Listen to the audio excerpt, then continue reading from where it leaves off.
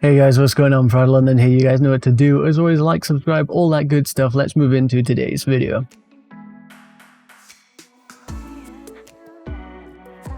So there's some exciting Kai Havertz news in this, but we're going to start off with this just quick little note. Reece James mutes Instagram comments after receiving abuse from Chelsea fans.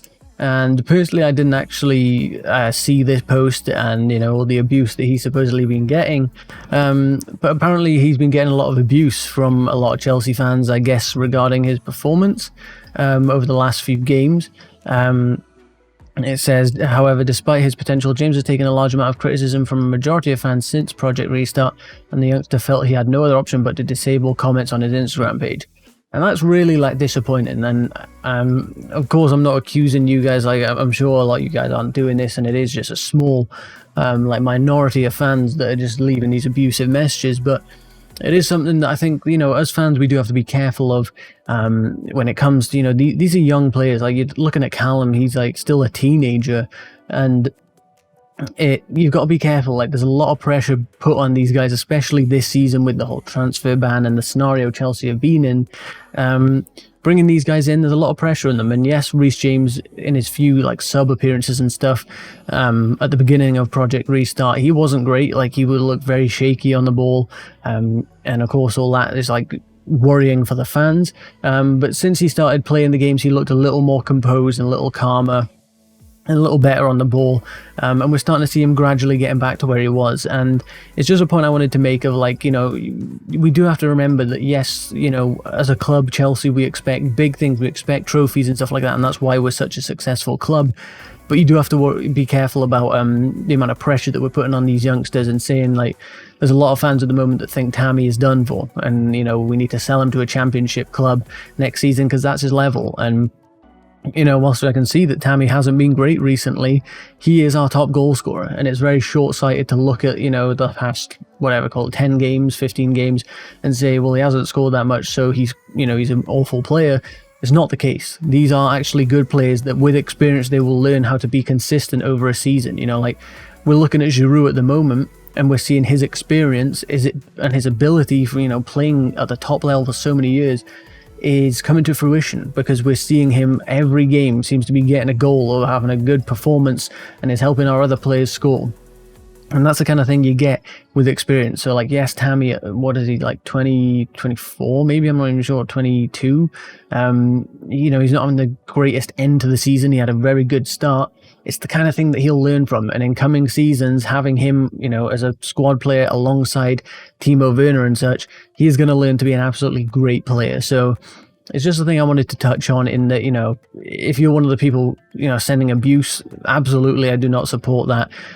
Sending any abuse to anyone is, of course, not right. But in this specific scenario, especially to Reece James, these younger guys, you got to be very careful about what you're saying. So just something I wanted to touch on. It's a shame to see it happen, because, it means that as fans, we don't get to interact with players across social media, because, fans of football are quite well known to be quite volatile. So it's a shame and it sucks, but it is what it is.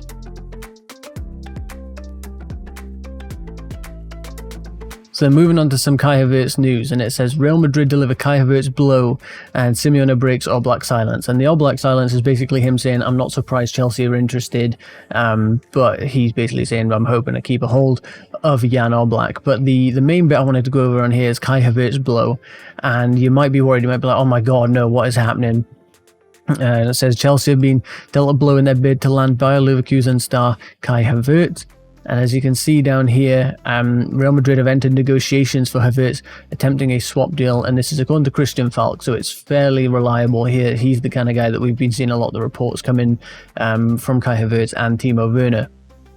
But he says on this podcast, Bayern Munich won't pay it, Barca won't pay it, Real Madrid are trying to do a swap deal at the minute. And that, you might be like, oh no, Real Madrid are involved, that's not good. But at the same time, they're trying to do a swap deal, and that doesn't seem to be what Leverkusen are after. It said, but there could be hope for Chelsea if indeed they are interested, because Leverkusen are said to prefer an all-cash deal. And that's specifically, good, because it says all cash. Even if they're trying to do a swap to cover 60 million of the fee or whatever, that's still not going to cut it. Leverkusen want cash. And he said, but if one of the English clubs is going to pay, then it's good.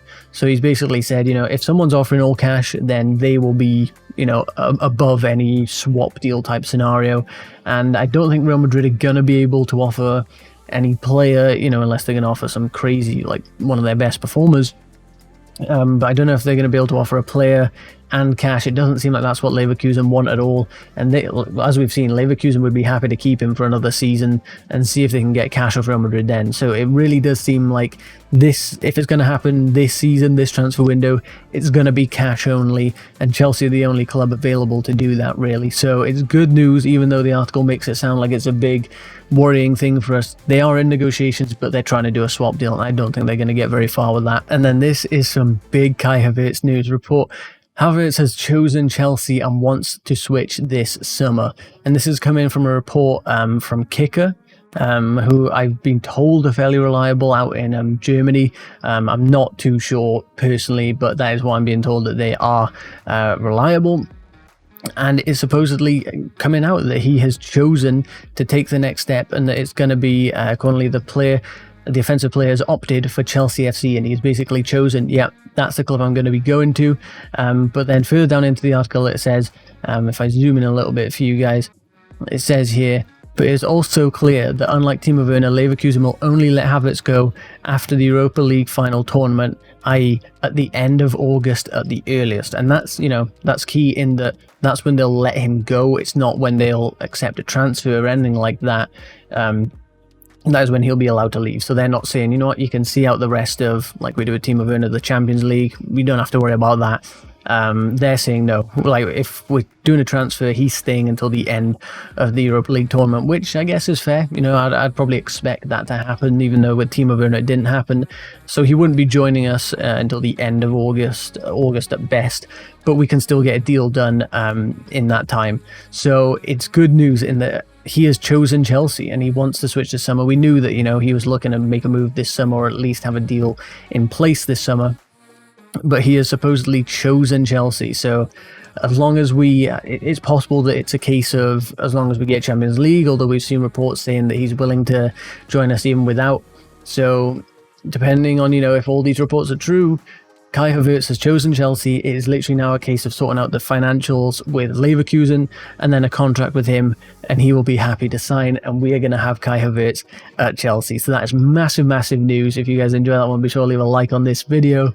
I'm personally very gassed for it. I just want to see, some more solidifying talks of, a bid being made, cash being put on the table, and the deal being closed up, and we will have Kai Havertz, Hakim Ziyech, Timo Werner signed already, and that is without, a left back and maybe a goalkeeper or a centre back or something like that we're going to sign. This is huge.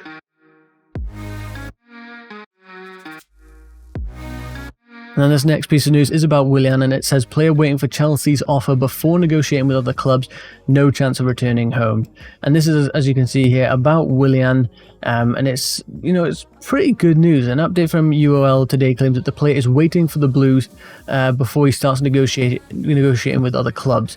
So, that is a very honourable move from Willian. I have to respect that massively, because obviously I think he really, really does want to stay at Chelsea, but he's concerned that this is, the last big move of his career.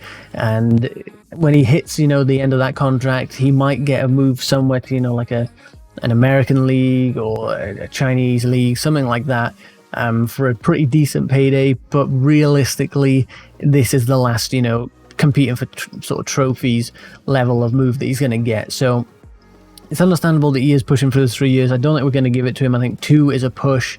It's well known that Stamford Bridge offered him a 2-year extension while he wants a 3-year contract. So are we going to end up meeting in the middle? I do not know. It's going to be an iffy one, but I'm very sort of glad to see that he's willing to wait until the end of the season and see, what, are we going to say, right, fine, we'll give you 3 years, we'll give you 2 years.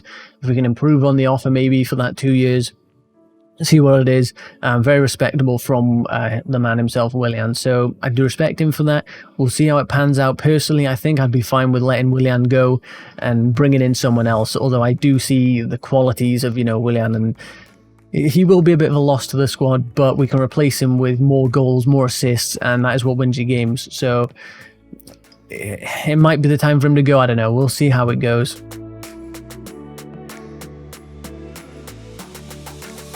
And then we have some news just regarding the Premier League transfer window, and they have announced the dates for it for this season. And as you can see, it says the transfer window will open in less than 2 weeks on July 27th, the day after the last day of the league season, and it will run for 10 weeks after that, closing on October 5th. So that is, the official dates. That's what we'll be seeing. And then there'll be an additional 11 days after that for domestic only transfers as well between the Premier League and the EFL. So that's from Division 2 to 4. So, it's good news. We've got our dates for the transfer window, even though Chelsea seem to be doing everything outside and before the transfer window is actually happening. The one caveat is I've seen people mentioning that this is going to overlap with the season starting, next season starting. So that does mean, a lot of players are sort of concerned that, someone like Said Benrahma, who's currently playing in the Championship, might get snagged up to a Premier League team because the season started and he started off strong, and then that sort of leaves the Championship sides in a bit of struggle because they can't afford to go out and, be like, oh, actually, he's playing well, yeah, we'll go grab him. So there's a bit of a moral dilemma in there because, for the lesser teams, they're not going to be able to say, hey, that guy in the lower league's doing real well, we're just going to nab him up, like the Premier League are more than likely going to do to any Championship stars that are like setting the world alight. Say the first 2 weeks of the season, say Said Benrahma's going crazy, scoring goals, getting assists, and Willian gets injured, God forbid, and is like a 7-month injury or something, then Chelsea can be like, okay, that sucks, but now we can take your guy, and there's not really much you can do about it. So it's a bit of a moral dilemma, but we do have the official dates. Not that it really matters for Chelsea because we're just doing it on our own terms anyway. But that's going to be the end of the video, guys. So if you did enjoy, be sure to leave a like, subscribe, all that good stuff. If you have any questions you want to ask me or anything, leave them in the comment section and I might address them in a future video. But yeah, thanks for watching, guys. I'll catch you in the next one. See ya.